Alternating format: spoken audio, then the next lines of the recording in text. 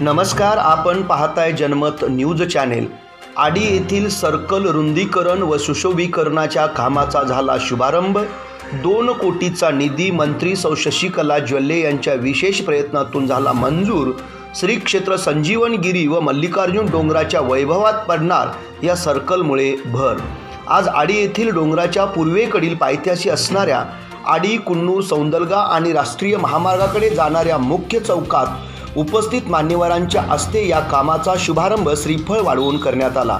गेल्या अनेक वर्षापासून या ठिकाणी सर्कल व्हावे अशी मागणी होती।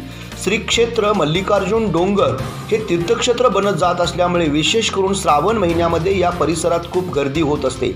या गर्दीची व ग्रामस्थांच्या मागणीची दखल घेऊन मंत्री सौ शशिकला ज्वल्ले यांनी या सर्कलचे रुंदीकरण व सुशोभीकरण करण्याच्या दृष्टीने 2 कोटी रुपयाचा भरीव निधी दिला आहे।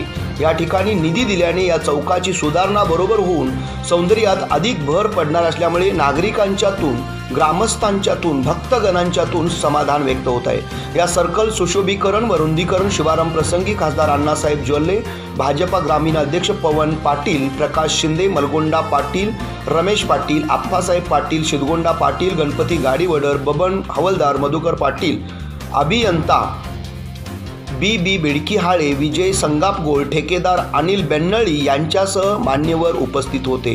जनमत न्यूजसाठी कॅमेरामन नितीन धनवडेसह विठ्ठल कोळेकर। नमस्कार करू सगळ्यांना नवीन वर्षाच्या हार्दिक शुभेच्छा।